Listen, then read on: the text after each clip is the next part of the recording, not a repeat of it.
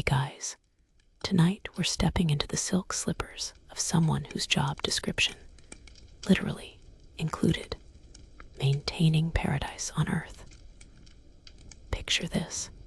You're crouched in a garden so geometrically perfect it makes modern landscaping look like someone threw seeds at a lawn mower.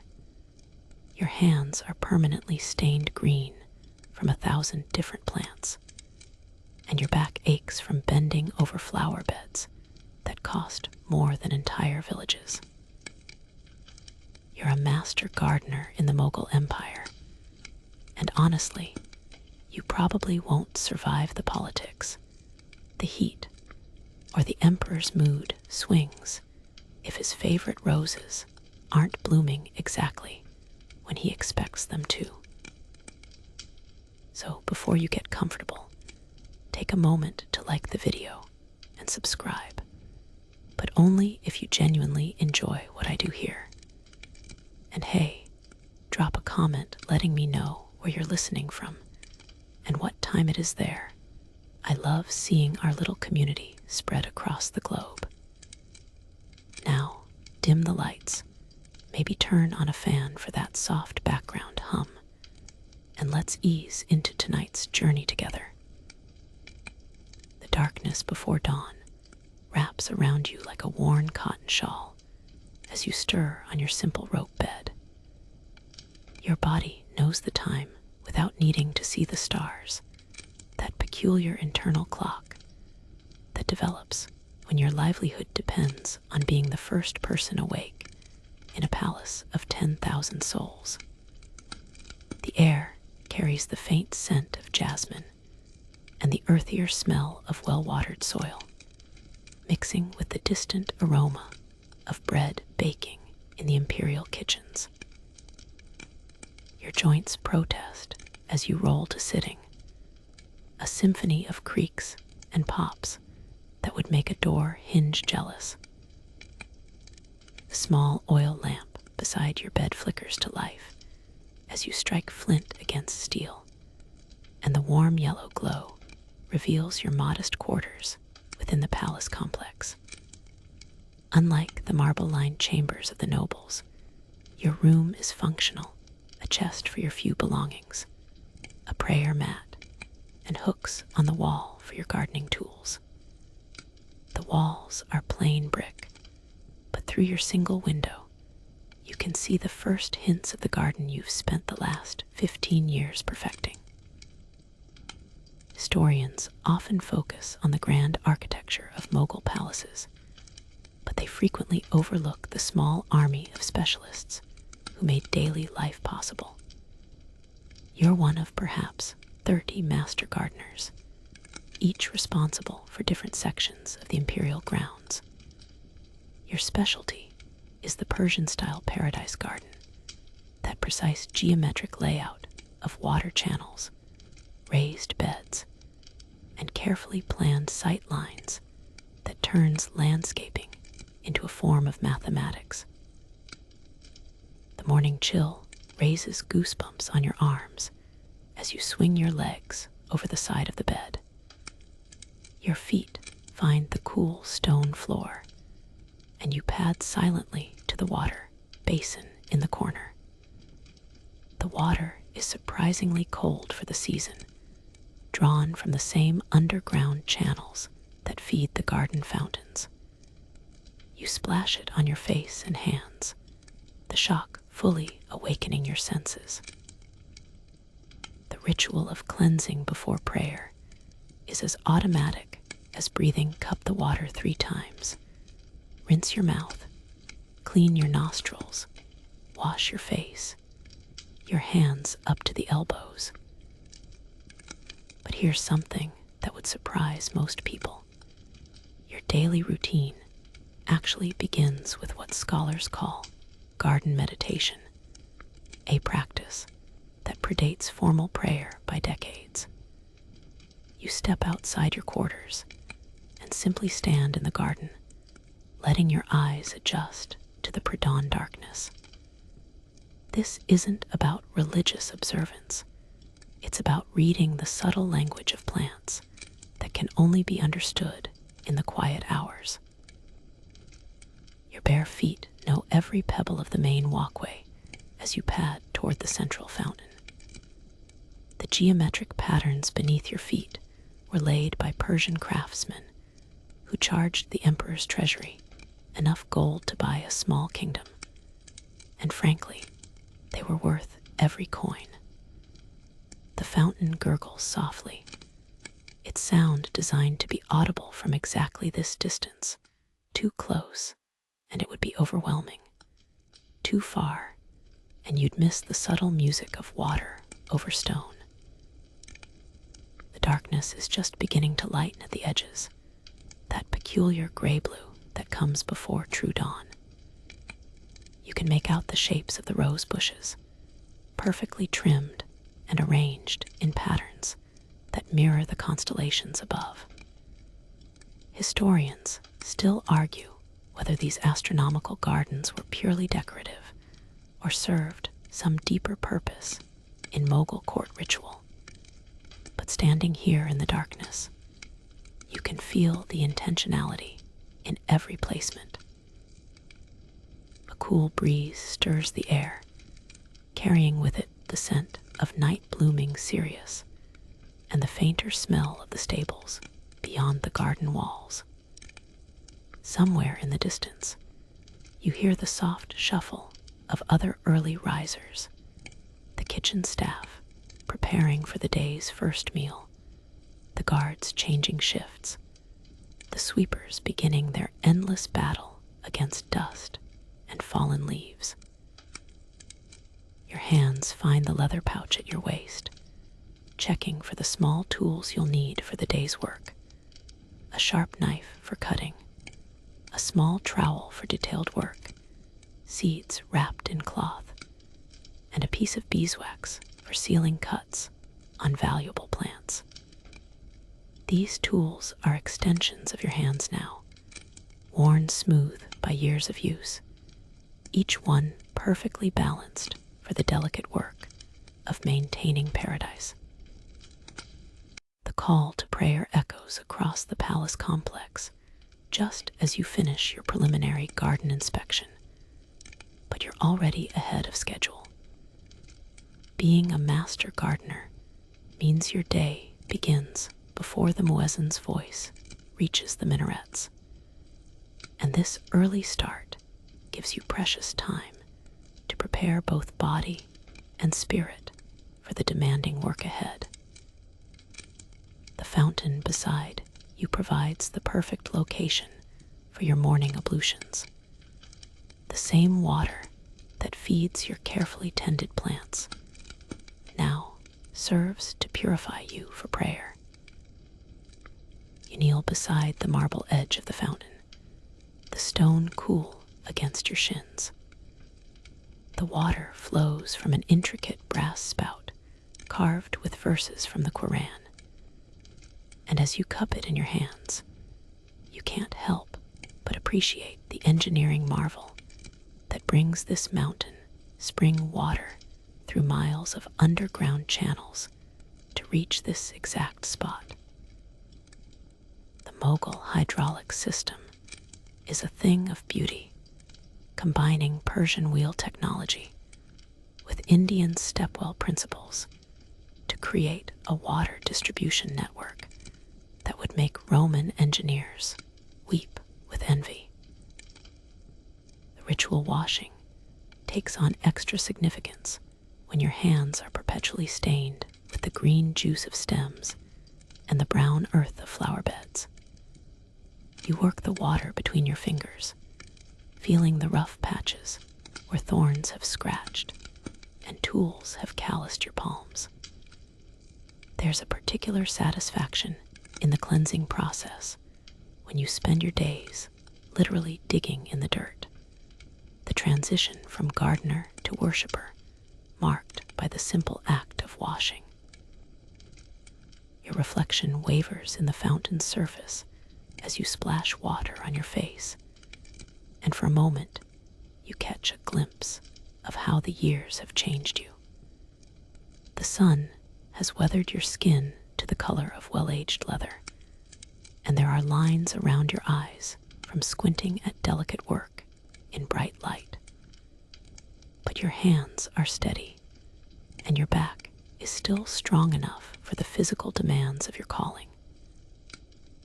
The morning air carries the complex perfume of a garden in transition, night-blooming flowers beginning to close their petals, while day-blooming varieties prepare to open. You can identify at least 30 different scents without even trying.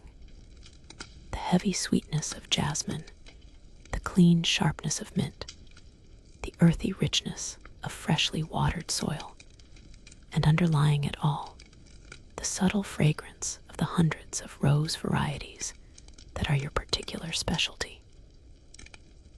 Here's something that would surprise modern gardeners. Mughal gardens weren't just about beauty.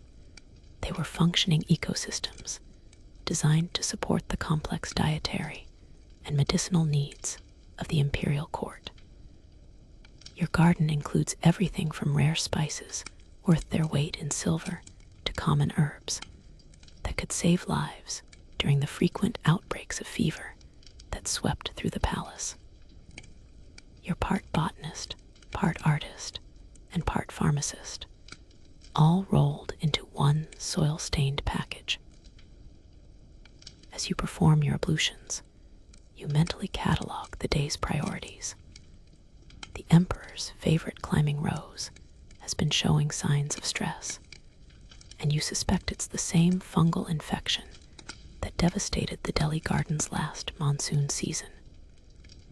The new variety of tulips that arrived from Kashmir last month need to be checked for signs of transplant shock. And there's the ongoing challenge of maintaining the perfect balance in the reflecting pools. Too much algae, and they become murky. Too little, and the fish die. The call to prayer reaches its crescendo, and you turn toward Mecca, your bare feet finding the smooth stones of the prayer area built into the garden's design. The Mughal architects, in their infinite wisdom, included these small prayer spaces throughout the palace complex, recognizing that a gardener's spiritual needs couldn't be separated from their physical work.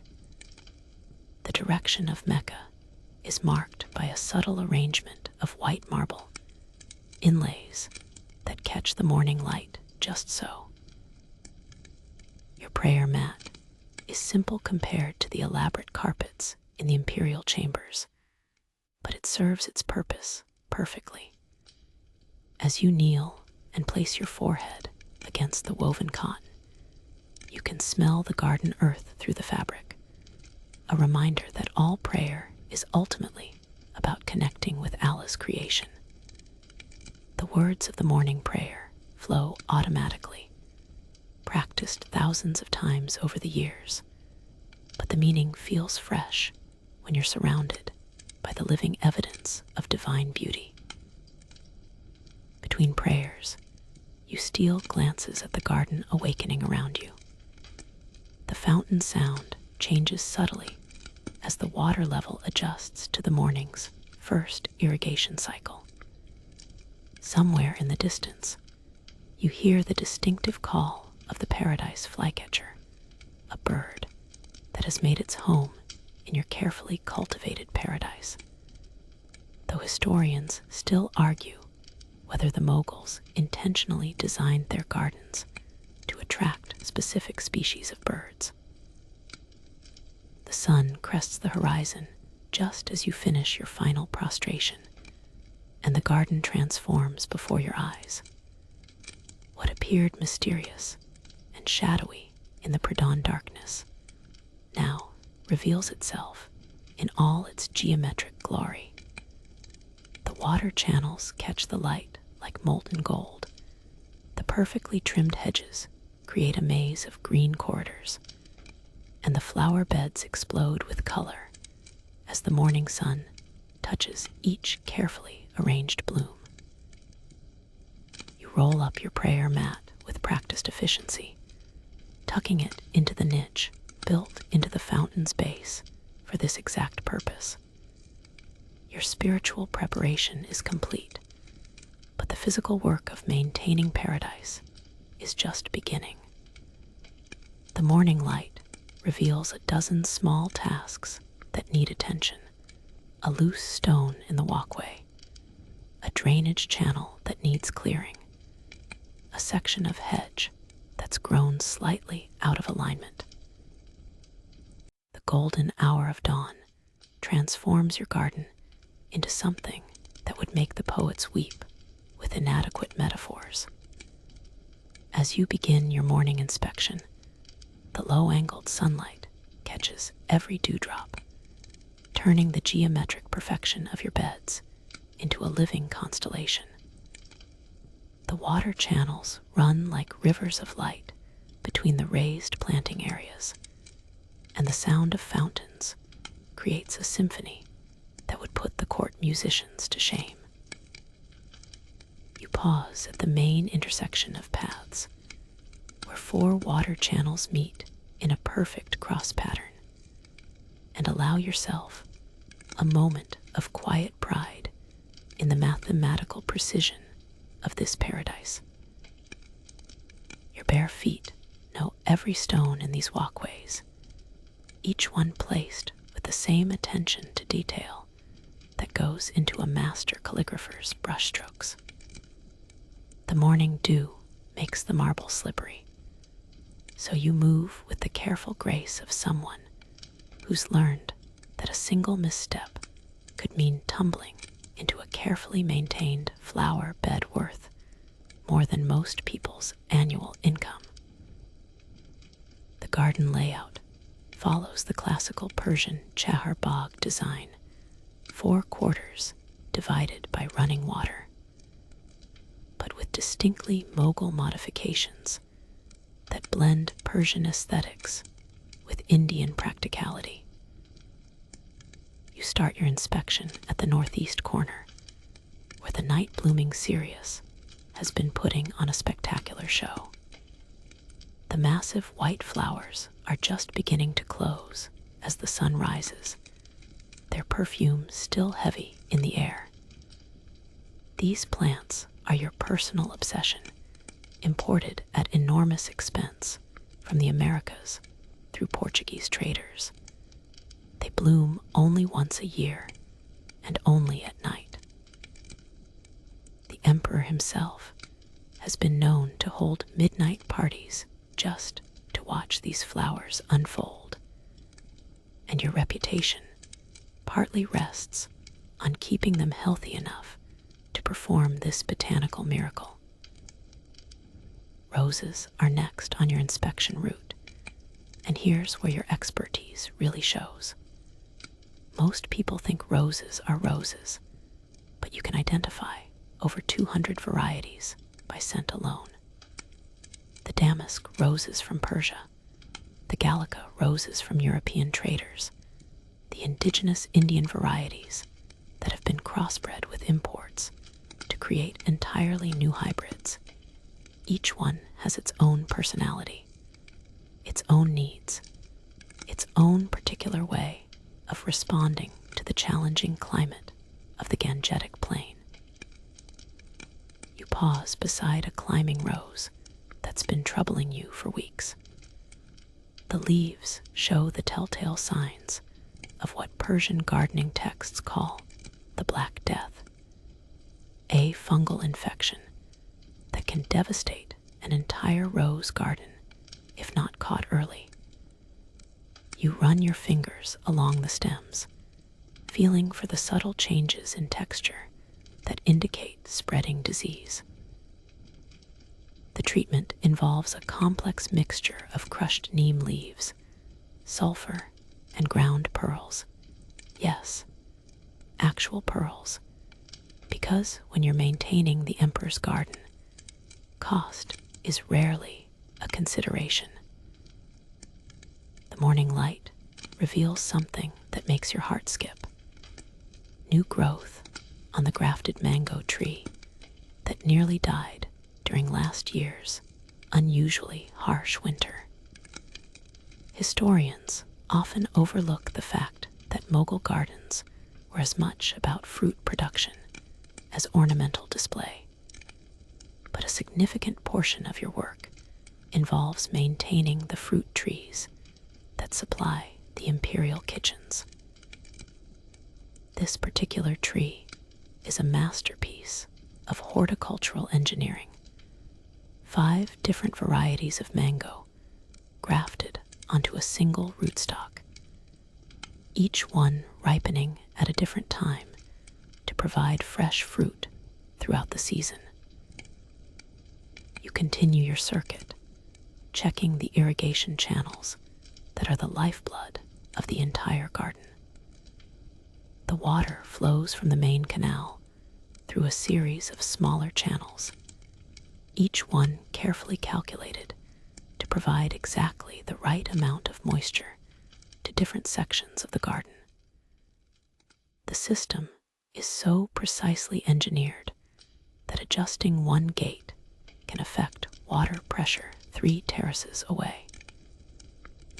You learned this the hard way during your first year, when your attempt to give the jasmine beds extra water resulted in flooding the rose garden and earning you a severe reprimand from the head gardener. The fish ponds require special attention during your morning rounds. These aren't just decorative water features, they're complex ecosystems that help control mosquitoes while providing fresh fish for the imperial kitchens. The water must be crystal clear for aesthetic reasons, but healthy enough to support the exotic fish species that have been imported from as far away as China. You lean over the largest pond, watching the golden carp surface to catch the morning insects, their scales flashing like coins in the sunlight. Here's a detail that would fascinate modern environmentalists. Mughal gardens were among the world's first examples of sustainable landscaping. Nothing was wasted. Kitchen scraps became compost. Pruned branches became fuel for the garden heating system. And even the water from the fountains was recycled through underground channels to irrigate the vegetable gardens that fed the palace staff. You're not just maintaining a pretty space. You're managing a complex ecological system that has to be both beautiful and functional. As you complete your inspection circuit, you notice signs of the previous night's visitors. The emperor's favorite peacock has left its calling card near the fountain, and there are the telltale paw prints of the palace cats who hunt mice among the herb beds. The garden is never truly empty. It's a living ecosystem that continues its cycles whether you're there to observe them or not. Your mental checklist grows longer with each observation. The drainage system needs attention before the next heavy rain. Several of the geometric hedge patterns need trimming to maintain their sharp edges, and the exotic bulbs in the spring display are showing signs of needing division. But underneath all these practical concerns, there's a deeper satisfaction in knowing that you're maintaining something that brings joy to everyone who sees it. Historians still argue whether Mughal gardens were primarily about demonstrating imperial power or creating spaces for spiritual contemplation. But standing here in the morning light, surrounded by the fruits of your labor, you know it's both. The heart of any Mughal garden beats with the rhythm of flowing water, and as the morning sun climbs higher, your attention turns to the complex hydraulic system that keeps this paradise alive. The Persian wheel beside the main canal is already turning, its wooden buckets lifting precious water from the underground channels and distributing it through the network of smaller canals that feed your garden. The mechanical symphony of creaking wood and splashing water is music to your ears when everything's working properly. It sounds like a gentle percussion ensemble, but when something's wrong, the discordant notes can be heard from across the palace complex. You approach the wheel mechanism with the reverence of a priest approaching an altar, because frankly, this device is responsible for the entire garden's survival. The technology is ancient. Persian engineers were perfecting these systems when Rome was still a collection of mud huts. But the specific installation in your garden represents the cutting edge of 17th century hydraulic engineering. The wheel is precisely calibrated to lift exactly the right amount of water to maintain pressure throughout the distribution system. And even a small adjustment can throw the entire network out of balance. Wooden buckets attached to the wheel's rim are works of art in themselves, carved from specially treated timber that can withstand constant immersion without rotting. Each bucket is perfectly sized to scoop up exactly the right amount of water, and the spacing between them is calculated to ensure continuous flow without creating pressure surges that could damage the delicate stone channels. You run your hands along the buckets, checking for loose fastenings or signs of wear that could lead to catastrophic failure. Here's something that would blow the minds of modern engineers. The entire water distribution system operates without a single pump, relying instead on gravity, carefully calculated angles, and the physics of flowing water to move thousands of gallons through the garden every day. The main canal enters the garden at a slightly higher elevation than the exit point, and every channel, every fountain, every water feature is positioned to take advantage of this gradual descent. It's like a massive stone piano, with each water channel tuned to flow at exactly the right rate. You begin your systematic check of the distribution gates, starting with the main control point where the canal enters the garden. The brass gates are beautifully crafted with intricate patterns that serve both decorative and functional purposes. The holes in the metalwork are sized to allow water to flow at specific rates, turning what could be simple sluice gates into precision instruments. The emperor's craftsmen don't do anything halfway, and even the purely functional elements of the garden are beautiful enough to display in a museum. Morning inspection reveals a problem that makes your stomach clench. One of the subsidiary channels is running slower than usual, which means either a blockage downstream or a leak somewhere in the system. You follow the channel, walking along the narrow maintenance path that runs beside the watercourse. The stonework is immaculate, each piece cut and fitted with the precision of a master mason. But even the best construction can be undermined by tree roots, settling soil, or the simple passage of time. You find the problem at the third junction.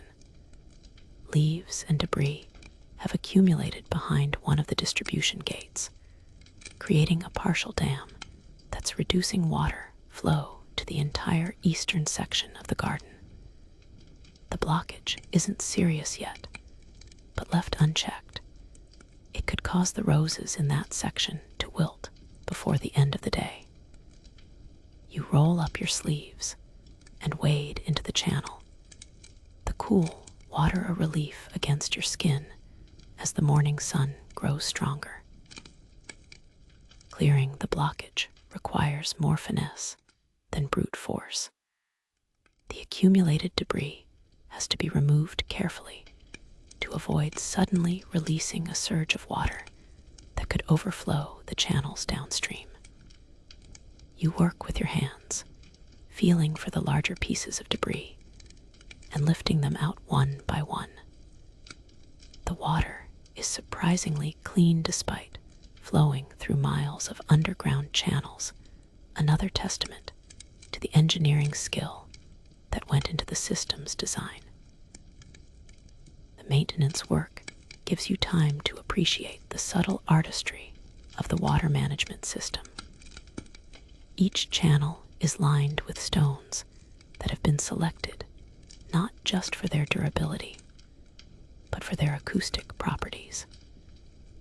The sound of water flowing over these stones creates different tones, and the entire garden produces a complex harmony of water sounds that changes subtly with the seasons as water levels fluctuate.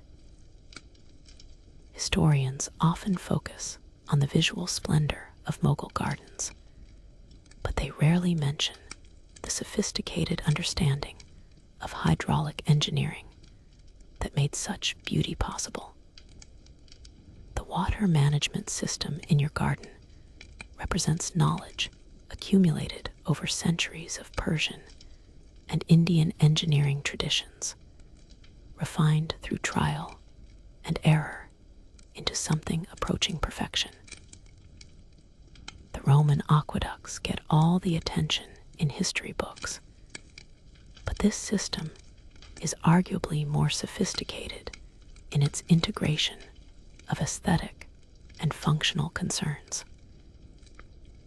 As you complete the blockage removal, you feel the water flow increase behind you, carrying away the last of the debris and restoring proper pressure to the eastern channels.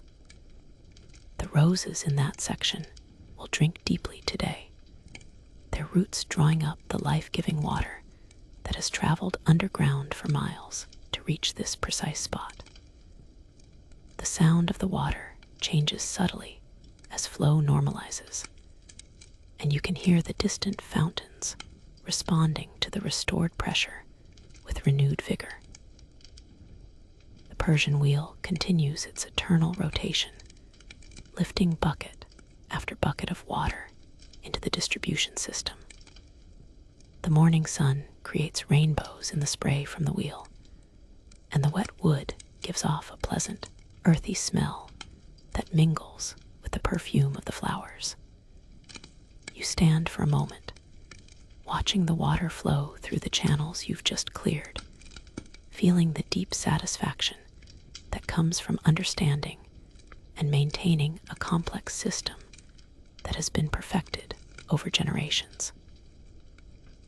The morning sun climbs higher as you gather your pruning tools, each one honed to razor sharpness and perfectly balanced for the delicate work ahead.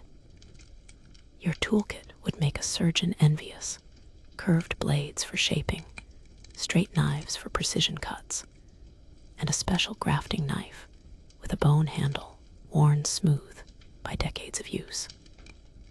The art of pruning in a Mughal garden isn't just about keeping plants healthy. It's about maintaining the geometric perfection that turns landscaping into living architecture.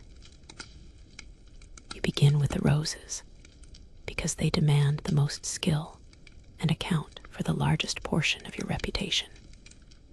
The climbing roses that cover the garden's pavilions require what Persian texts call the artist's touch. Each cut must consider not just the plant's health, but how it will affect the overall visual composition. You approach the massive damask rose that covers the eastern wall, its canes thick as your wrist and covered with thorns that can slice through leather gloves like paper. The trick is to prune for both beauty and bloom production, encouraging the plant create a dense tapestry of flowers while maintaining the clean lines that define Mughal aesthetic principles. The work requires you to think like a sculptor, visualizing how each cut will affect the plant's shape months from now. You remove the dead wood first, cutting back to healthy white pith with clean, angled cuts that will shed water and resist disease. Then comes the more artistic work of shaping, removing canes that cross or grow in directions that disrupt the overall pattern. Each decision affects dozens of future blooms, and a single poorly placed cut can ruin a display that takes months to develop. Here's something that would surprise modern gardeners. Mughal rose cultivation included varieties that simply don't exist anymore, lost to time, and the political upheavals that scattered the empire's botanical collections. You work with roses that produce blooms in colors that defied the natural order, deep purple varieties that were created through generations of careful breeding, and striped roses that look like they were painted by hand. The genetic diversity in your garden represents centuries of horticultural development, and maintaining these unique varieties is as much about preserving history as creating beauty. The jasmine requires an entirely different approach. Unlike roses, which respond well to dramatic pruning, jasmine needs subtle guidance to maintain its cascading beauty. You work with your fingertips as much as your tools, pinching growing tips to encourage branching, and carefully training new shoots along the support structures. The jasmine's perfume grows stronger as you work, and by the time you finish, your hands will carry the scent for hours. Your next challenge is the topiary work that defines the garden's geometric patterns. The boxwood hedges that create the garden's architectural framework need constant attention to maintain their sharp edges and perfect proportions.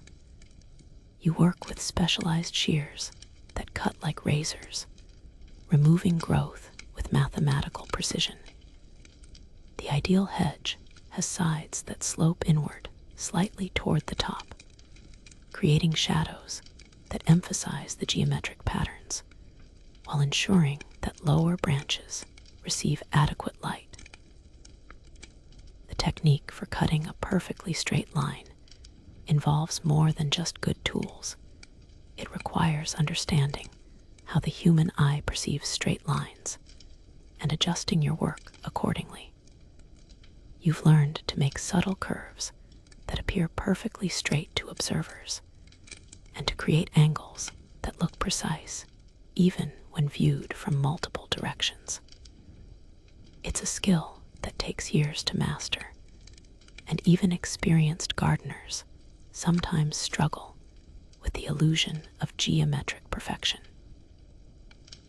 The fruit trees present their own challenges, requiring pruning techniques that balance ornamental beauty with practical productivity.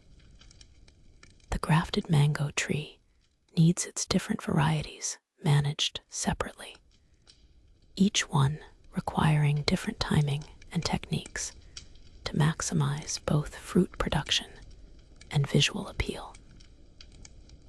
You remove water sprouts that grow straight up from the main branches, thin, overcrowded areas to improve air circulation, and carefully shape the canopy to create the perfect balance between shade and fruit production.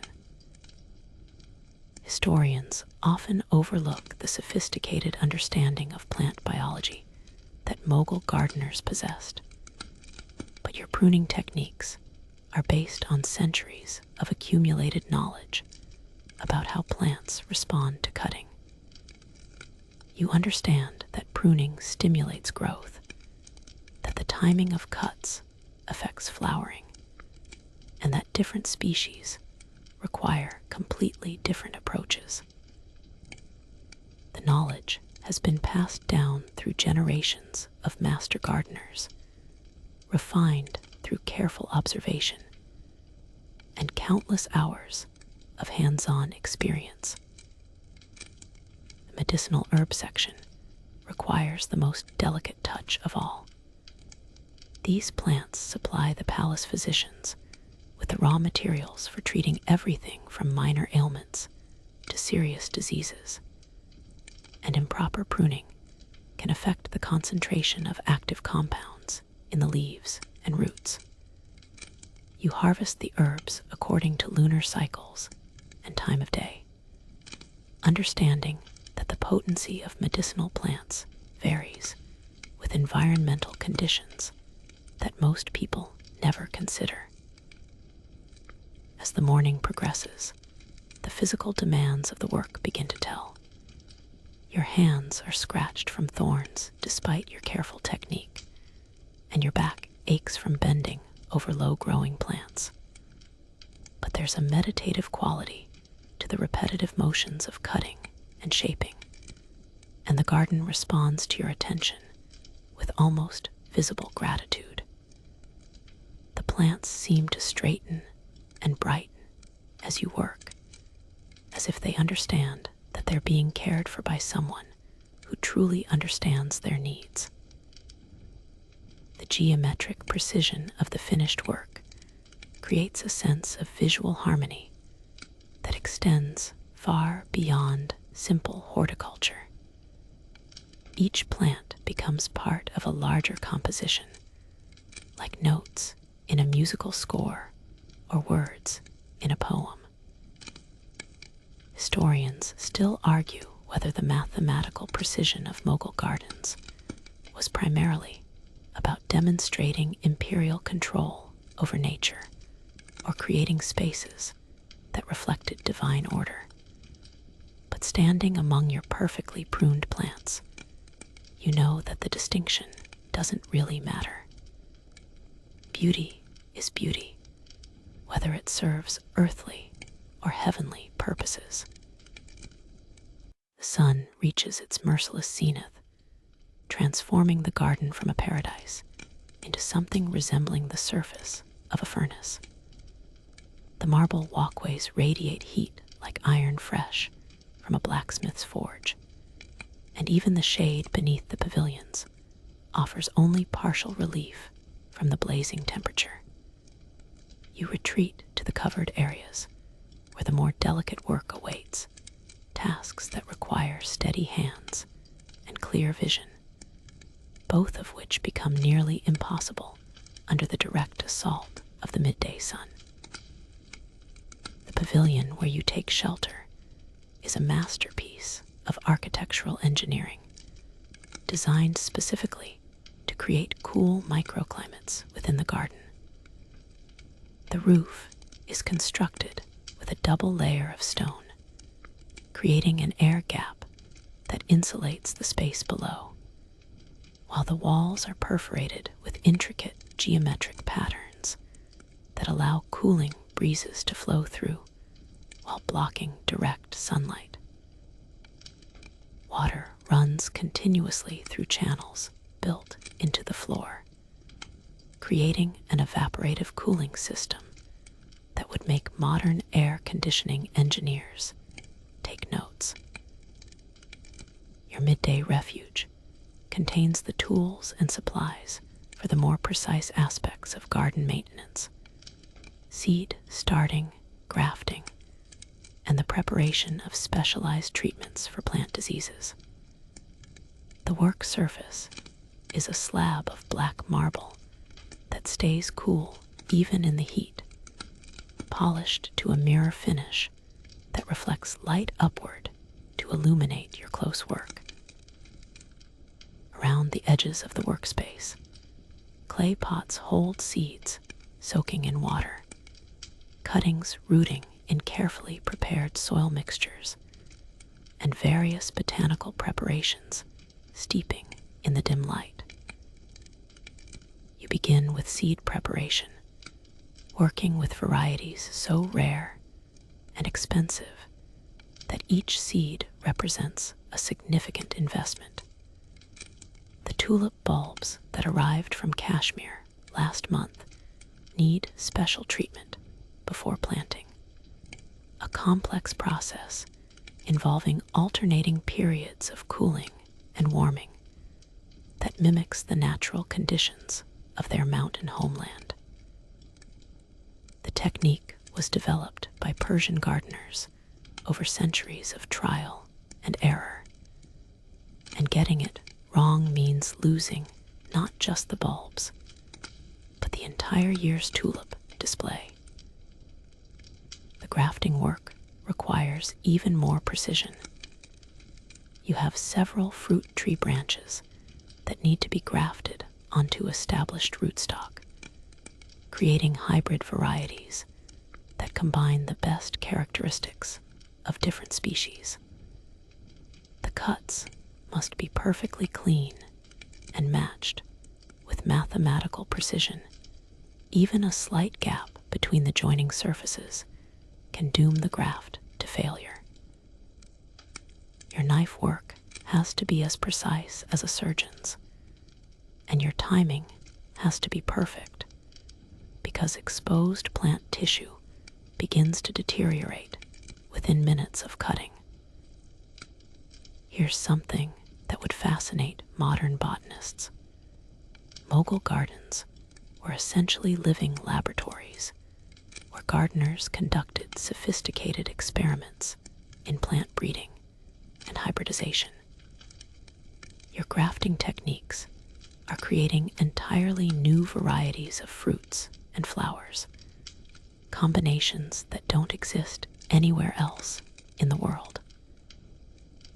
The emperor's demand for novelty and beauty drove constant innovation in horticultural techniques, and your work represents the cutting edge of 17th century plant science.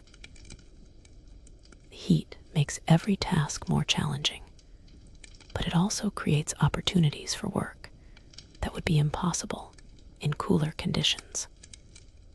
You prepare plant medicines that require specific temperatures to extract active compounds from roots and leaves. The brass containers heat up quickly in the warm air, allowing you to create tinctures and concentrated extracts that will be used to treat plant diseases throughout the garden. The process fills the pavilion with complex aromas, some pleasant, others decidedly medicinal.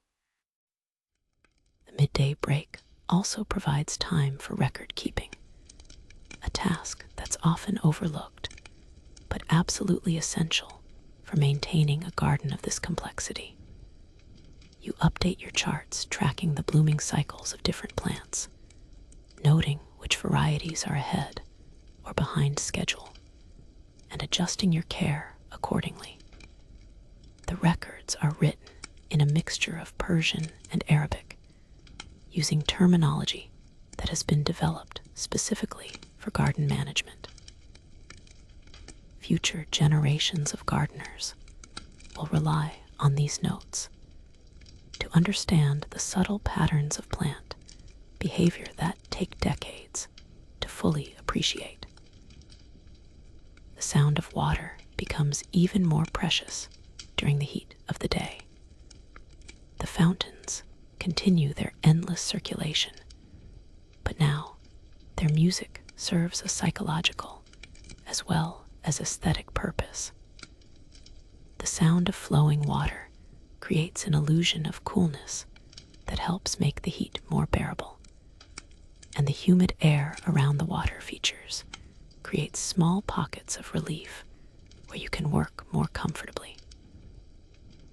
Use the shaded time to examine plants that are too delicate for direct sunlight. The collection of medicinal herbs includes species that grow naturally in deep forest understories, and they require the filtered light of the pavilion to thrive. Some of these plants are worth their weight in gold, literally, because they produce compounds that are essential for treating specific ailments. The palace physicians depend on your expertise to provide them with the raw materials for their most important medicines. The heat also affects the insects that both help and hinder your work. Beneficial insects like bees become sluggish in the extreme heat, while pest insects often seek shelter in the same shaded areas where you're working. You keep a careful eye out for signs of insect damage that might go unnoticed during the cooler parts of the day, when pest insects are more active and harder to spot. As the heat reaches its peak, even the covered areas become uncomfortable, and you find yourself moving more slowly, conserving energy for the longer tasks that await when the sun begins its descent. The pavilion's cooling systems work admirably, but they can't completely overcome the reality of a climate that tests both plants and people to their limits. Historians often focus on the beauty of Mughal gardens, but they rarely mention the physical endurance required to maintain such perfection in conditions that would challenge even the hardiest desert dwellers. The midday heat is both enemy and ally. It challenges your endurance and limits your activities, but it also creates the intense growing conditions that allow tropical plants to thrive and produce the spectacular displays that make Mughal gardens legendary throughout the world. The sun begins its slow descent from its merciless peak, and though the heat remains formidable, the slight change in angle creates pockets of shade that make outdoor work possible again. You emerge from the pavilion like a creature from a cool cave, your arms full of the seedlings and grafting materials you've prepared during the midday break.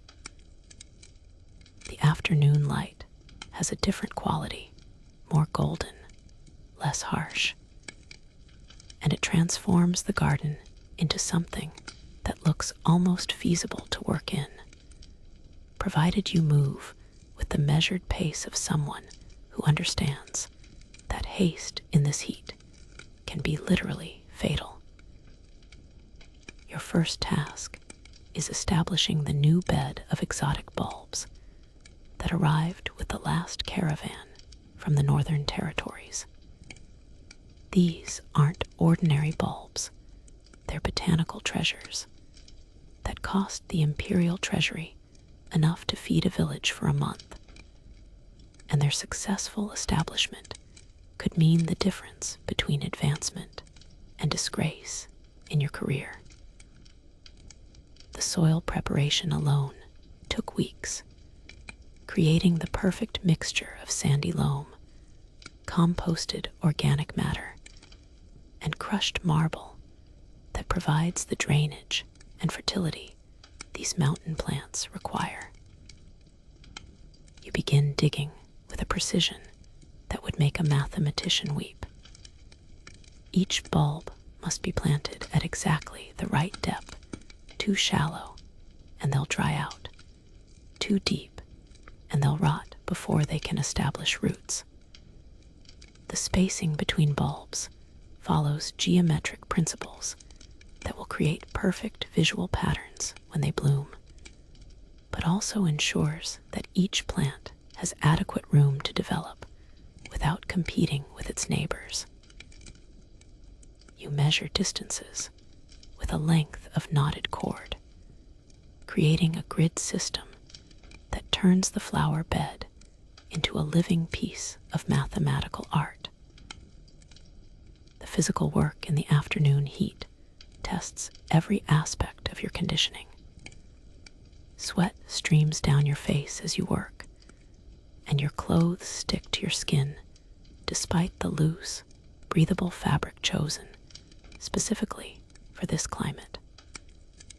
The soil retains heat like a brick oven, and each shovelful releases another wave of hot air that makes breathing feel like inhaling from a furnace. But the work must be done now. Delay the planting and the bulbs will deteriorate in storage, and the narrow window for optimal planting will close with the changing seasons. Here's something that would astound modern gardeners. The soil mixture you're working with contains ingredients sourced from across the known world. The base soil comes from the fertile river valleys of Punjab, mixed with sand from specific coastal regions, whose grains have the perfect size and mineral content. The organic matter includes composted materials from the imperial stables, but only from horses fed particular diets that produce manure with optimal nutrient ratios. Even the water you use for initial watering has been aged in copper vessels for specific periods to achieve the right mineral balance. The grafting work requires even more precision in the challenging conditions. You're working with scion wood from prize fruit trees, joining them to rootstock that has been specially prepared for months. The afternoon heat makes the work more difficult because the cut surfaces dry out faster, giving you only minutes to complete each union before the tissues begin to fail. Your movements must be swift and sure. There's no room for hesitation when working with materials this valuable. The technique involves making perfectly matched cuts on both the scion and rootstock, then binding them together with strips of silk cloth that will gradually decompose as the graft heals. The silk is expensive. A single roll costs more than most people earn in a year, but cheaper materials can introduce infections that doom the entire graft. You wrap each union with the care of a surgeon bandaging a wound, ensuring perfect contact between the joining surfaces while allowing for the swelling that occurs as the tissues grow together. Between plantings, you pause to sip water from the clay vessel that stays surprisingly cool despite the heat. The vessel's porous walls allow slow evaporation that creates a cooling effect, and the water inside tastes sweet and clean despite having traveled through miles of underground channels. Dehydration is a constant threat during afternoon work, and experienced gardeners learn to drink small amounts frequently rather than waiting until thirst becomes overwhelming. The afternoon light creates dramatic shadows that change the visual character of the garden entirely. Features that appeared flat and uniform in the harsh midday sun now reveal subtle textures and depth. The geometric patterns in the stonework become more pronounced. The plant groupings show more dimensional complexity, and the water features take on new visual interest as the light plays across their surfaces at different angles. Your planting work attracts attention from the garden's other inhabitants. Butterflies appear from nowhere, drawn by the disturbed soil and the promise of new nectar sources. The palace peacocks patrol the edges of your work area, occasionally letting out their distinctive calls that echo off the surrounding walls. Even the fish in the nearby pools seem more active in the afternoon light, rising to the surface more frequently, as if sensing the increased activity in their environment. Historians often focus on the completed beauty of Mughal gardens, but they rarely mention the precise timing required to maintain such perfection. Your afternoon planting schedule is coordinated with lunar cycles, seasonal weather patterns, and the specific needs of dozens of different plant species. Plant the tulips too early, and they'll emerge before the last frost. Too late, and they'll miss the optimal growing season. The margin for error is essentially zero when you're working with irreplaceable genetic material. The grafting work reveals the sophisticated understanding of plant biology that Mughal gardeners possessed centuries before modern botany developed formal theories about plant growth and reproduction. You understand that successful grafts require matching the cambium layers of different plants, that certain combinations are more compatible than others, and that environmental conditions during the healing process can determine success or failure.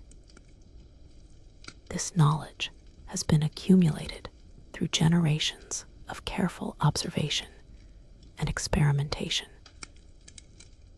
As the afternoon progresses, you complete the installation of the new plantings with the satisfaction that comes from work done precisely under challenging conditions. Each bulb rests at its optimal depth. Each graft is secured with perfect tension, and each plant has been given the best possible chance to thrive in its new environment. The results won't be visible for months, but you can already visualize the spectacular displays that will reward your careful work. The heat remains formidable, but the slight change in light quality signals the approaching transition to evening. Your afternoon labors are nearly complete, and the garden around you shows the subtle signs of plants beginning to prepare for the cooler hours ahead.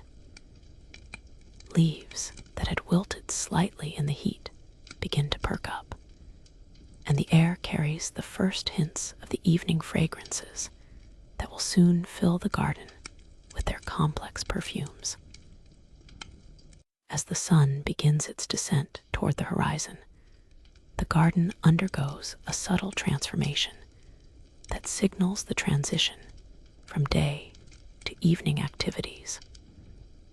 The harsh light softens into something more golden and forgiving, and plants that had closed their petals against the midday heat begin to show signs of renewed activity.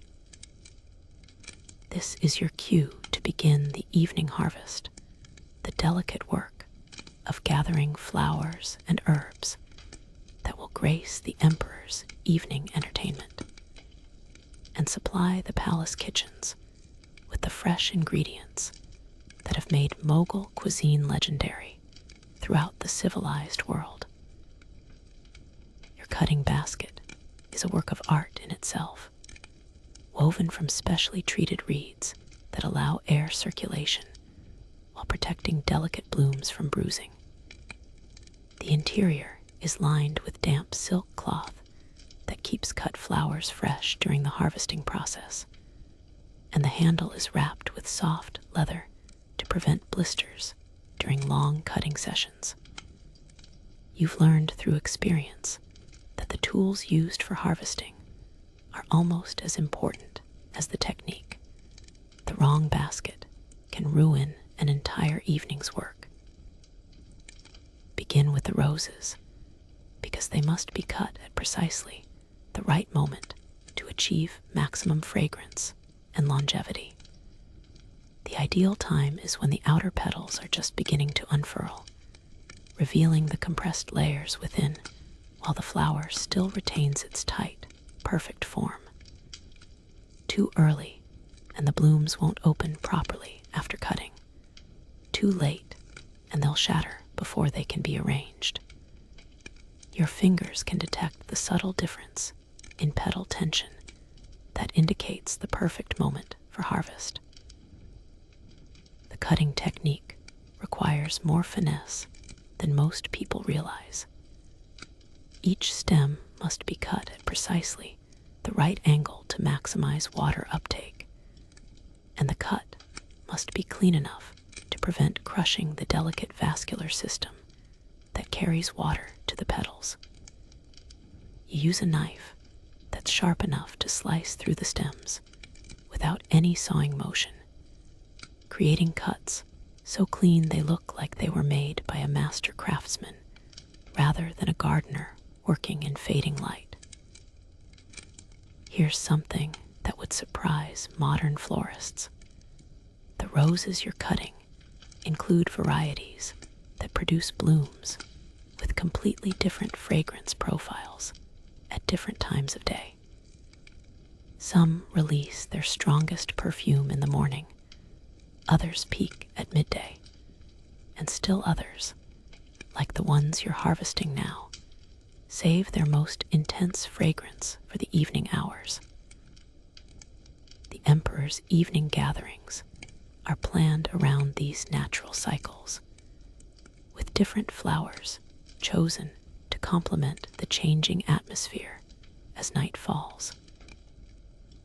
The jasmine harvest requires an entirely different approach.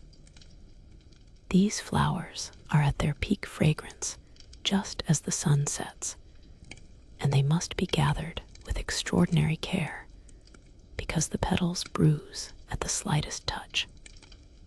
You work with your fingertips, gently supporting each bloom as you separate it from the vine. The jasmine's perfume is so intense during evening harvest that workers have been known to become dizzy from prolonged exposure.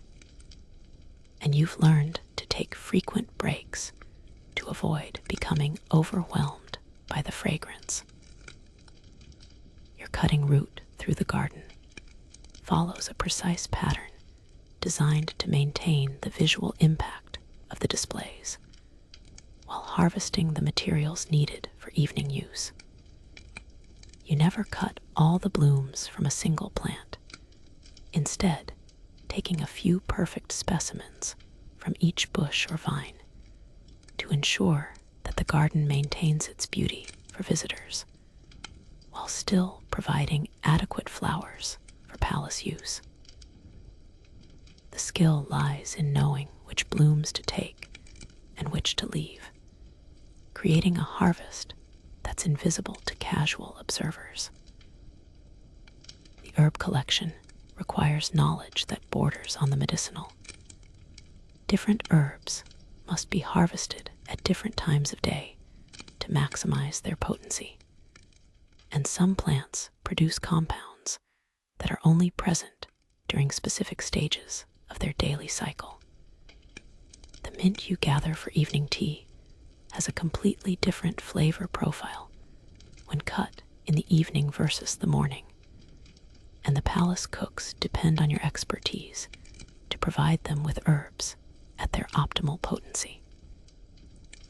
The evening light creates perfect conditions for assessing flower quality.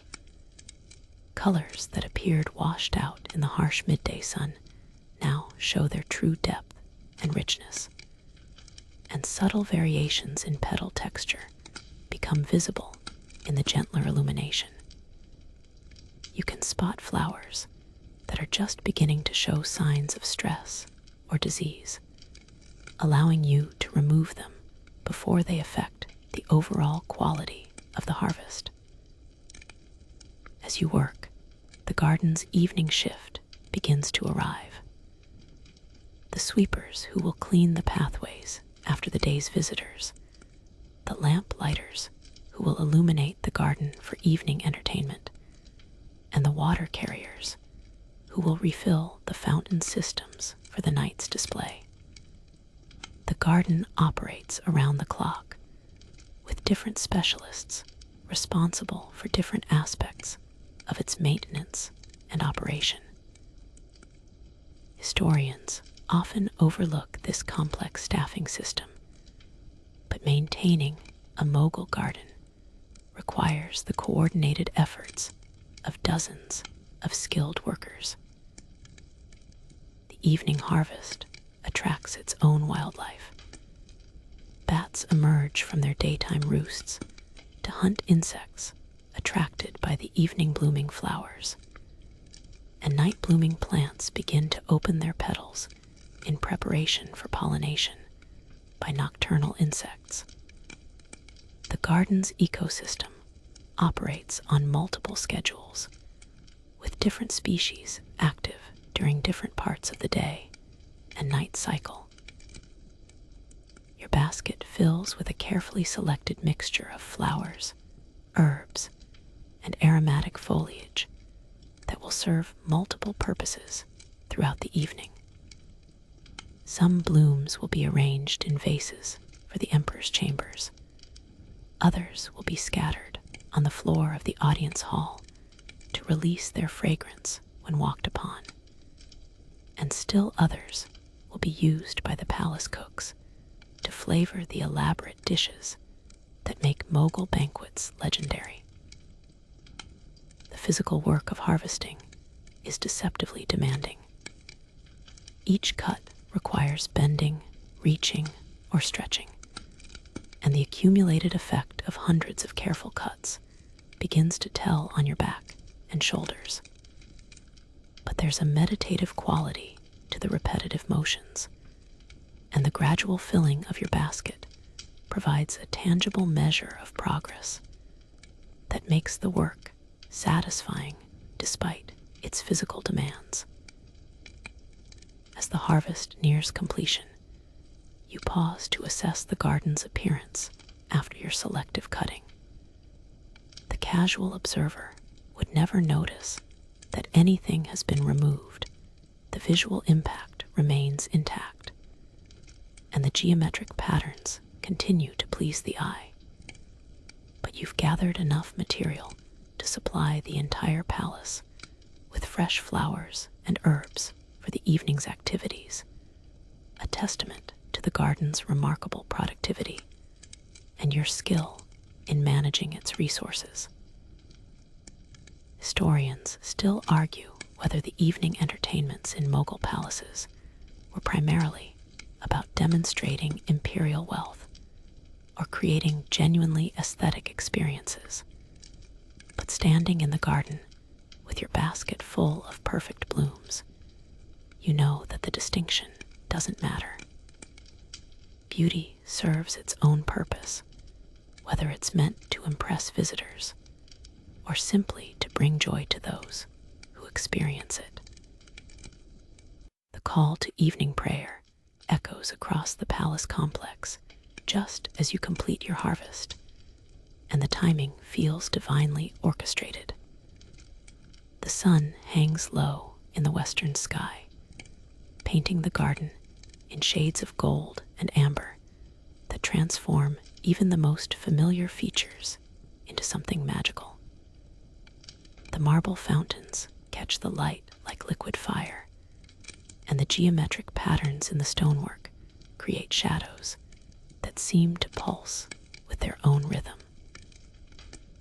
You set down your cutting basket beside the central fountain and prepare for the spiritual interlude that divides your day's work from the evening's final tasks.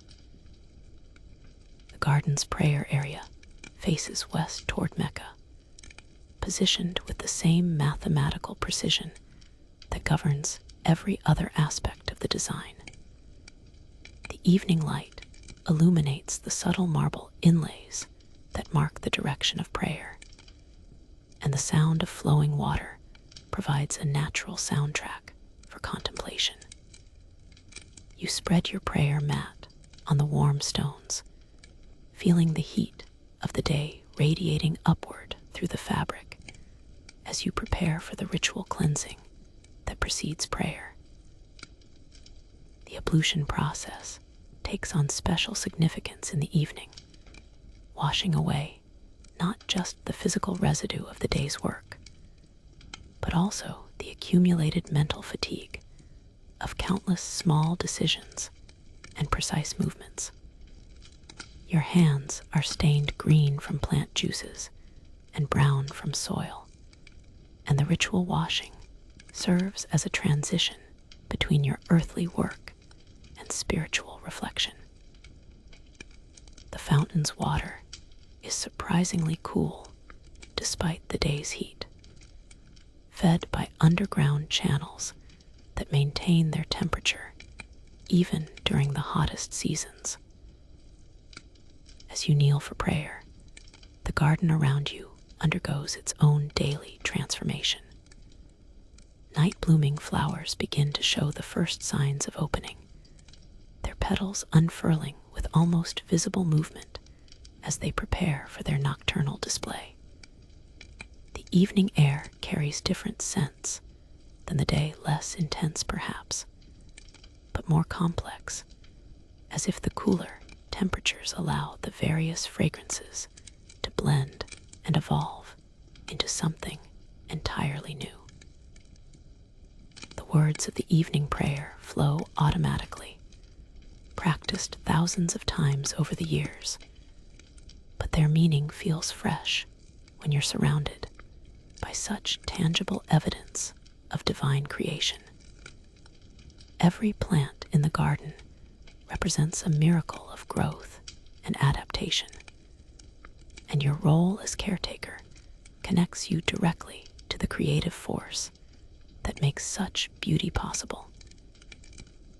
The geometric patterns that define the garden's layout echo the mathematical principles that govern the natural world, creating a harmony between human design and divine order. Between prayers, you allow your mind to wander over the day's accomplishments and challenges. The new plantings are established, the grafts are healing, and the irrigation system is functioning perfectly after the morning's maintenance.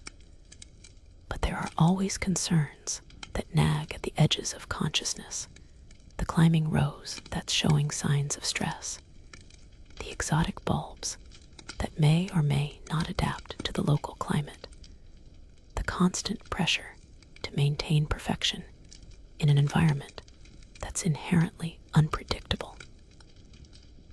Here's something that would resonate with modern gardeners. The evening reflection time serves as an informal review of the day's work, allowing you to process the subtle observations and minor adjustments that keep the garden functioning optimally. Much of gardening skill comes from recognizing patterns and responding to small changes before they become major problems. And the quiet time of evening prayer provides the mental space needed for this kind of intuitive analysis. The garden's evening shift begins to appear as you complete your prayers. The lamplighters move silently along the pathways, checking oil levels and trimming wicks in preparation for the night's illumination. The night watchmen take their positions at strategic points throughout the garden, responsible for protecting the valuable plants from theft and vandalism. Even the peacocks seem to understand the changing routine, gathering in their favorite roosting spots as the light begins to fade. The spiritual significance of garden work becomes most apparent during these quiet moments of reflection. Islamic tradition holds that gardens are earthly reflections of paradise, and your daily work of maintaining and improving the garden takes on deeper meaning when viewed in this context. Every plant you nurture, every geometric pattern you maintain, every flower you harvest contributes to creating a space that offers visitors a glimpse of divine beauty. The evening light reveals details that are invisible during other parts of the day. The subtle variations in stone color that create depth in the walkway patterns, the way different plants respond to the changing light conditions and the complex interplay of shadows and reflections that gives the garden its unique character during the transition from day to night. These observations inform your ongoing work, suggesting improvements and adjustments that will enhance the garden's beauty and functionality. As the sun sinks lower, the air temperature begins its gradual decline, and you can feel the plants around you responding to the changing conditions. Leaves that had wilted slightly in the afternoon heat begin to perk up, and the first evening pollinators appear to investigate the flowers that are just beginning to open. The garden's ecosystem operates on multiple schedules, and the evening transition is one of the most active times as diurnal species prepare for rest, while nocturnal species begin their activities. The reflection time also allows you to appreciate the broader context of your work. The garden you maintain is part of a larger cultural tradition that spans centuries and continents, connecting Persian horticultural knowledge with Indian growing conditions and Mughal aesthetic principles. Your daily work contributes to preserving and advancing this tradition, ensuring that future generations will have access to the beauty and knowledge that previous generations have accumulated. Historians often focus on the political and military aspects of Mughal rule, but the gardens represent a different kind of achievement: the creation of beauty for its own sake, the preservation of botanical knowledge, and the development of spaces that serve human spiritual and aesthetic needs. Your evening prayers connect you to this larger purpose, reminding you that garden work is ultimately about serving something greater than immediate practical needs. As the call to prayer fades and the garden settles into its evening rhythm, you roll up your prayer mat with the quiet satisfaction that comes from work well done and duties properly observed. The transition from spiritual reflection to practical tasks feels natural and unhurried, as if the garden itself understands the rhythm of daily life and provides the perfect setting for both contemplation and action. The transition from day to night in a Mughal garden is nothing short of theatrical, and you're the stage manager responsible for creating a transformation that will make visitors question whether they've stepped into a fairy tale or a fever dream. As the sun disappears behind the palace walls, you begin the intricate process of preparing the garden's evening illumination, a nightly ritual that turns the geometric precision of daylight into something altogether more mysterious and romantic. The oil lamps and torches that will soon flicker to life represent more than simple lighting. They're carefully positioned to create shadows and highlights that transform familiar features into an entirely different landscape. Your first task is checking the permanent oil lamps that line the main walkways. These aren't simple torches, but sophisticated lighting devices crafted by master metalworkers who understood that function and beauty are inseparable in Mughal design. Each lamp is a work of art, with intricate brass housings that protect the flames from wind, while creating decorative patterns of light and shadow on the surrounding surfaces. The oil reservoirs must be filled, the wicks trimmed to prevent smoking, and the reflective surfaces polished to to maximize light output. The oil you use is specially refined from a mixture of sources, each chosen for specific burning characteristics. The base oil comes from sesame seeds, which burns cleanly and provides steady illumination, but it's enhanced with small amounts of more expensive oils that add fragrance and improve flame stability.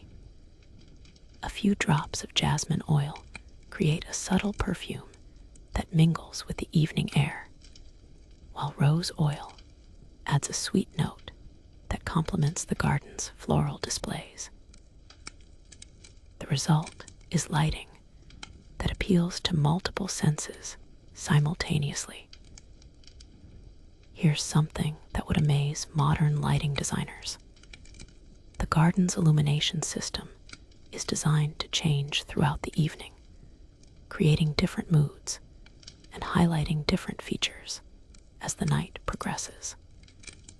The initial lighting setup emphasizes the geometric patterns and architectural features, but as the evening advances, you'll adjust lamp positions and intensities to create more intimate spaces for conversation and contemplation. It's like having a dimmer system, but operated by hand and requiring constant attention throughout the night. The portable torches present their own challenges. These are tall, elegant stands topped with braziers that burn specially prepared wood and aromatic materials.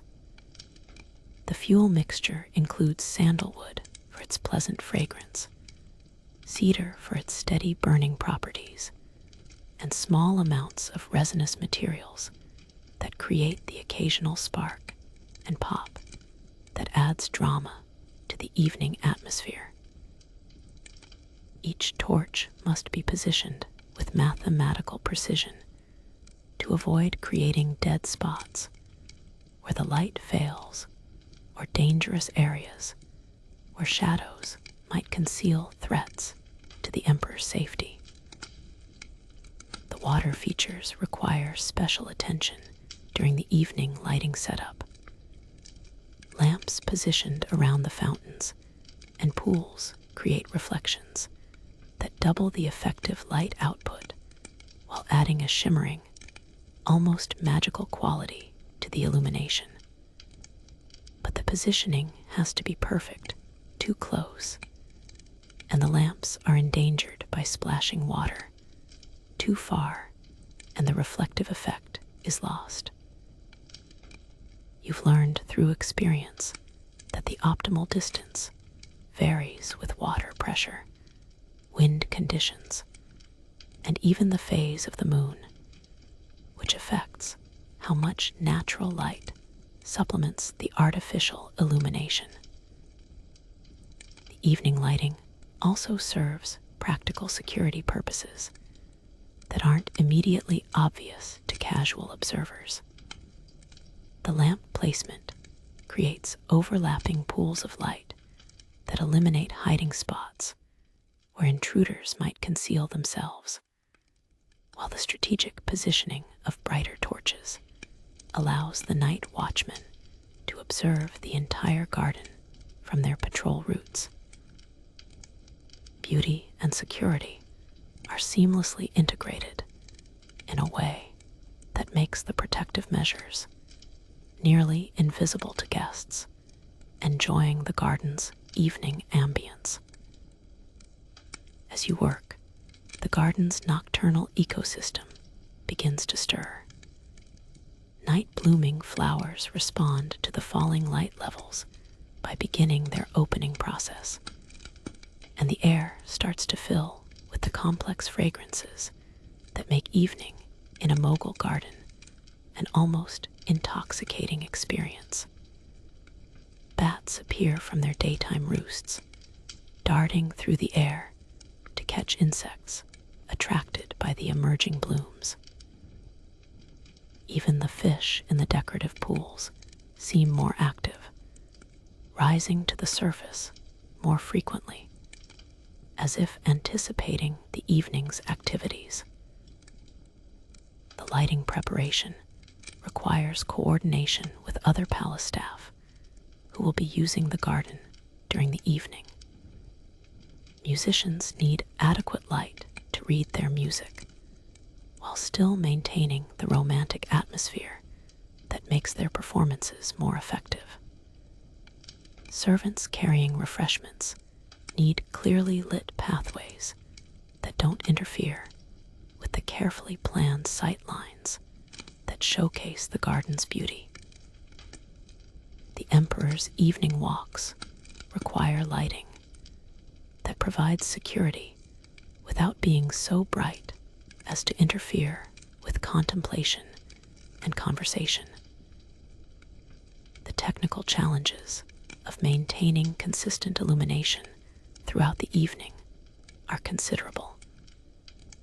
Oil lamps burn at different rates depending on wick size, oil quality, and air circulation, and torches require periodic refueling to prevent the embarrassment of flames dying out during important gatherings.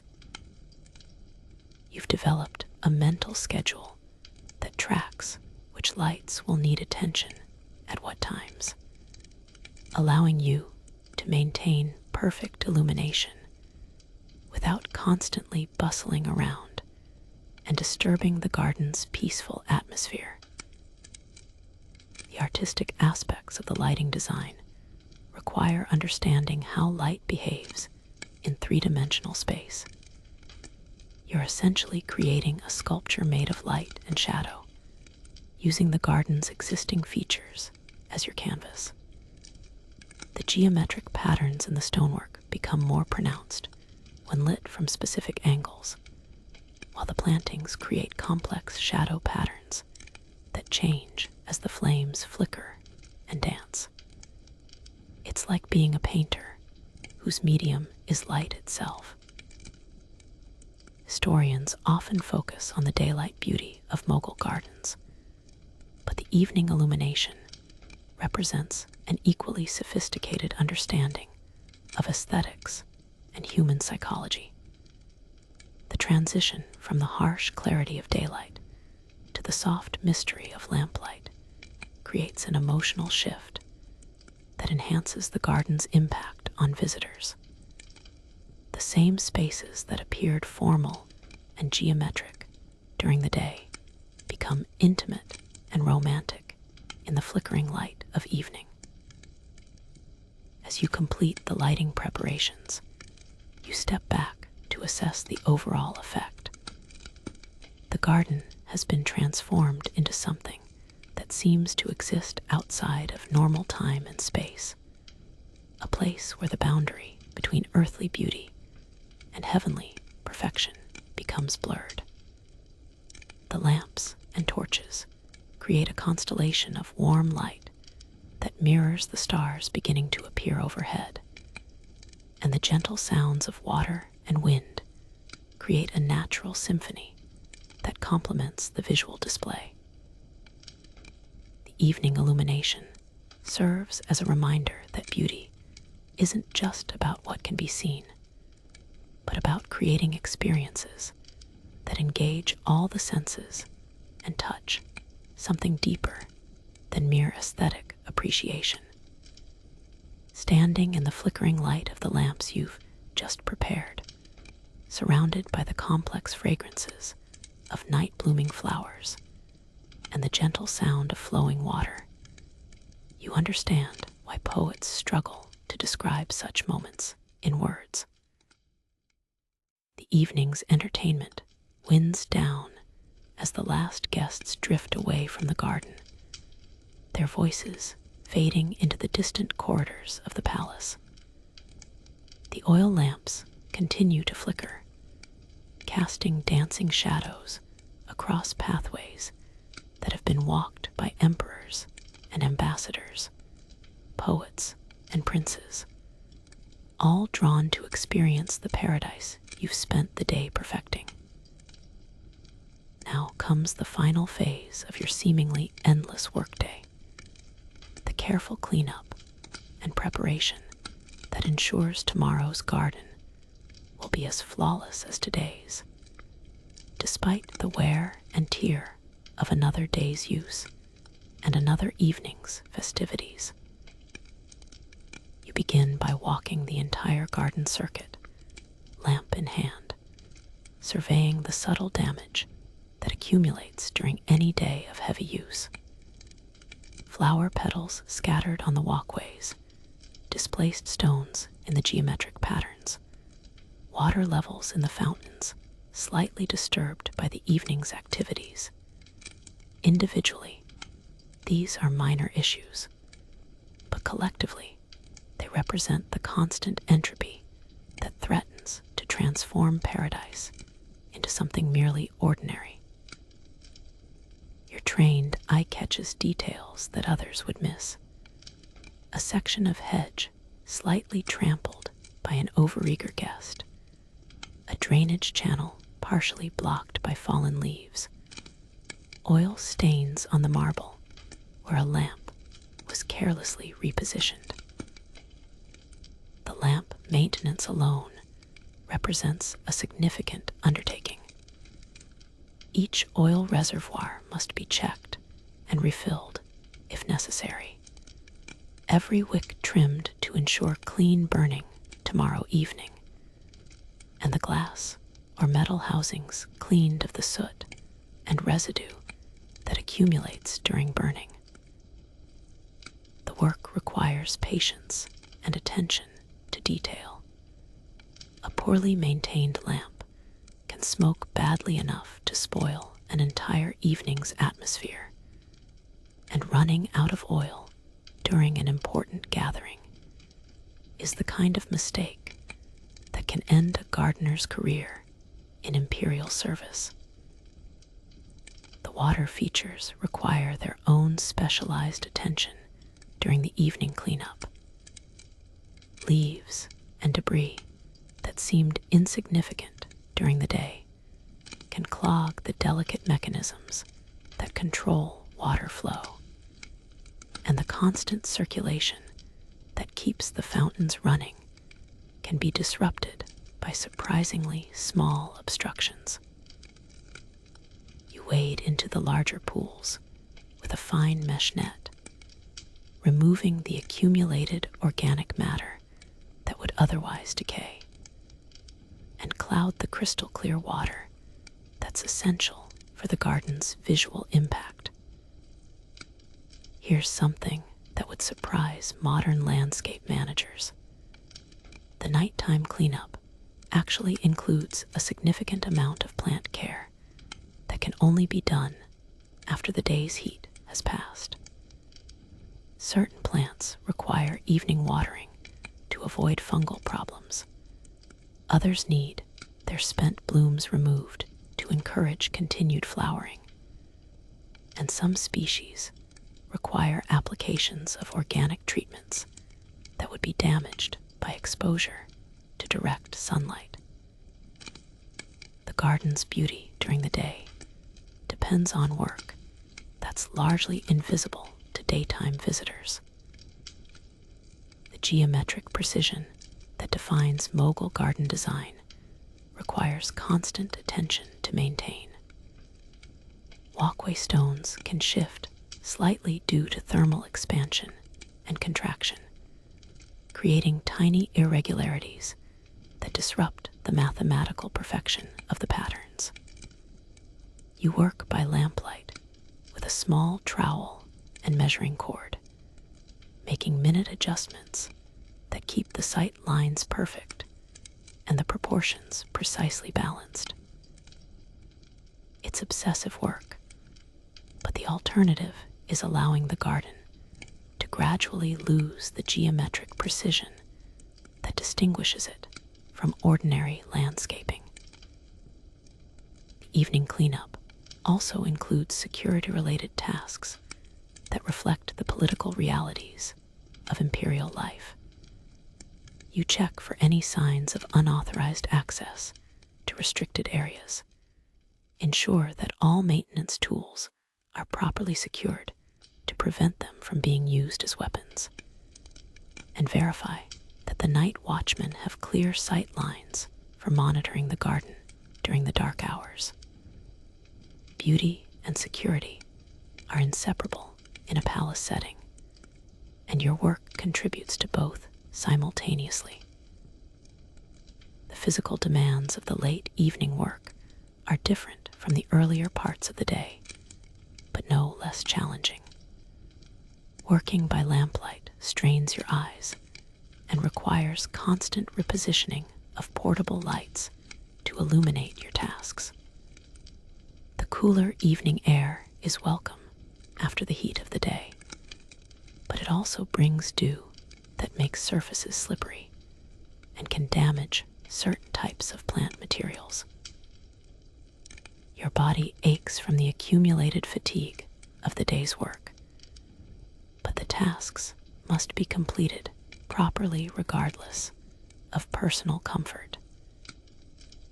The aromatic aspects of evening cleanup create a sensory experience that's both pleasant and practical. Night blooming flowers release their fragrances more intensely as the air cools, creating natural perfumes that make the work environment almost intoxicating. But you've also learned to recognize the subtle odors that indicate problems. The musty smell of beginning fungal infection, the sharp scent of stressed plants, or the metallic odor that suggests issues with the water circulation system. As you work, the garden's nocturnal ecosystem continues its activities around you. Bats dart overhead, catching insects attracted to your lamp, and night-blooming flowers continue their spectacular displays despite the absence of human observers. The garden exists for its own purposes as well as human enjoyment, and the evening hours reveal aspects of plant and animal behavior that are invisible during the day. The late evening tasks also include planning and preparation for tomorrow's work. You make mental notes of plants that need special attention, areas that require additional maintenance, and seasonal tasks that need to be scheduled. The garden's needs are constantly changing with the weather, the seasons, and the growth patterns of hundreds of different plant species, and successful management requires thinking several steps ahead. Historians often focus on the creation and design of Mughal gardens, but the daily maintenance that keeps them functioning represents an equally impressive achievement. The knowledge and skill required to maintain such complex beauty on a daily basis, year after year, represents a form of expertise that took generations to develop and refine. Your evening cleanup is part of an unbroken chain of craftsmanship that extends back centuries. The satisfaction of completing the day's final tasks comes not just from the immediate results, but from the knowledge that you've contributed to preserving something beautiful and meaningful. The garden will be perfect again tomorrow because of the work you're doing tonight, and future generations will experience the same beauty that has inspired visitors for decades. As you complete your circuit and begin to extinguish the lamps one by one, the garden gradually returns to its nighttime tranquility. The last flames flicker out, leaving only the gentle sound of flowing water and the soft whisper of wind through the carefully tended plants. Your workday is finally complete, but the garden itself never truly rests. It continues its cycles of growth and change, waiting for tomorrow's sun to begin the cycle anew. The garden finally sleeps, or at least pretends to, as you extinguish the last of the evening lamps and gather your tools for the walk home. The moon has risen while you worked, casting everything in silver light that transforms the familiar pathways into something ethereal and dreamlike. Your body carries the accumulated fatigue of 16 hours of physical labor, but there's a deep satisfaction in knowing that tomorrow's dawn will reveal a garden as perfect as today's, perhaps even more beautiful, as the new plantings take root and the carefully tended displays reach their peak flowering. The marble beneath your feet still radiates warmth from the day's heat, creating a pleasant contrast with the cool night air that carries the complex perfume of night-blooming flowers.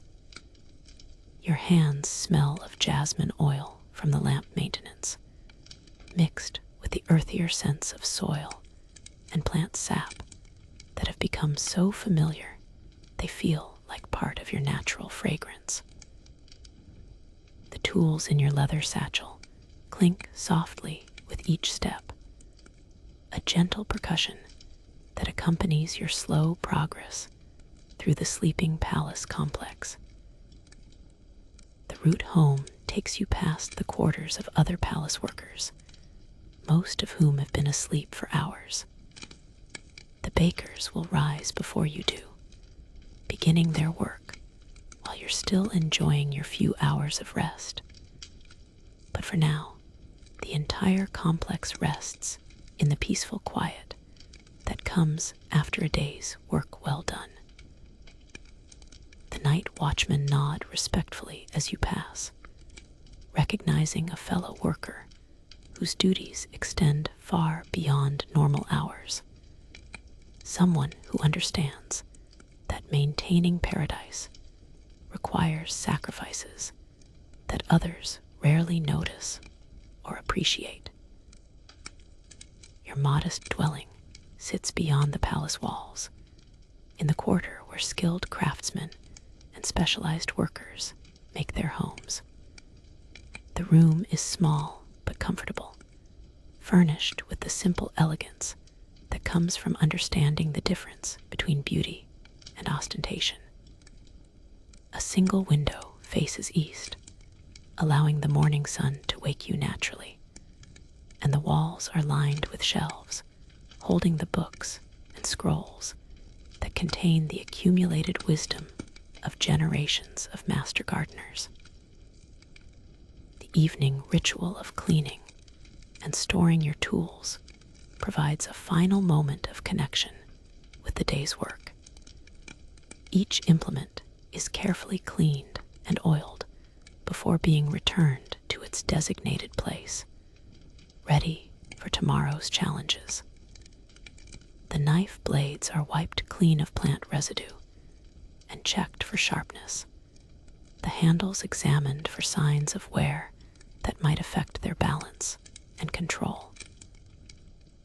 These tools are extensions of your hands, and their proper care ensures that your work can continue at the level of precision that imperial service demands. Here's something that would resonate with anyone who works with their hands. The evening tool maintenance serves as a form of meditation, a quiet time for processing the day's experiences and preparing mentally for tomorrow's challenges. The repetitive motions of cleaning and organizing create space for your mind to wander over the subtle observations and minor adjustments that keep the garden functioning optimally. Some of your best insights come during these quiet moments when your hands are busy with familiar tasks and your mind is free to make connections. The moonlight streaming through your window illuminates the journals where you record the garden's daily changes and seasonal patterns. The notes are written in a mixture of Persian and Arabic, using terminology that has been refined over centuries of gardening practice. Future generations of gardeners will rely on these observations to understand the subtle rhythms of plant growth and the complex interactions between different species in the garden ecosystem. Your simple meal consists of bread, fruit, and yogurt foods that provide the nutrition needed for physical labor without the heaviness that would interfere with sleep. The fruit comes from trees in the palace orchards, and you can taste the careful attention that went into their cultivation. Even the simplest foods become more flavorful when they're grown with skill and harvested at the peak of ripeness, a reminder that excellence in gardening serves practical as well as aesthetic purposes. Physical fatigue that has accumulated throughout the day now makes itself fully known. Your back aches from hours of bending and lifting. Your hands are stiff from gripping tools and working in awkward positions, and your legs are tired from walking countless miles through the garden's pathways. But there's a difference between the fatigue that comes from meaningful work and the exhaustion that results from pointless drudgery. Tonight's tiredness feels earned, the natural result of spending your energy on something worthwhile. As you prepare for sleep, the sounds of the night create a gentle symphony outside your window. The distant splash of fountains, the soft rustle of leaves in the evening breeze, and the occasional call of night birds create a natural lullaby that speaks of a world in balance, where human activity and natural processes work together to create something beautiful and sustainable. The moonlight reveals the garden's silhouette through your window, reminding you that your work continues even while you sleep. Plants grow in the darkness, roots extend deeper into the soil, and the complex ecosystem you tend operates according to rhythms that extend far beyond the human workday. Your role is to understand and support these natural processes, not to control them completely. And this understanding brings a sense of humility that keeps you connected to larger purposes. Historians still debate whether Mughal gardens were primarily about demonstrating imperial power or creating spaces for spiritual contemplation. But lying in your simple bed after a day of hands-on work, you know that such distinctions miss the point entirely. Beauty serves its own purpose, whether it's meant to impress visitors or simply to bring joy to those who experience it. Your daily work of maintaining paradise connects you to something larger than politics or religion. The fundamental human need to create and preserve beauty in a world that can often seem chaotic and harsh. The transition from wakefulness to sleep comes gradually, your body finally allowing itself to relax completely as your mind processes the day's experiences and prepares for tomorrow's challenges. The garden will wake before you do, beginning its daily cycle of growth and change while you rest. But for now, both of you can rest in the satisfaction of another day's work completed with skill and dedication. Good night.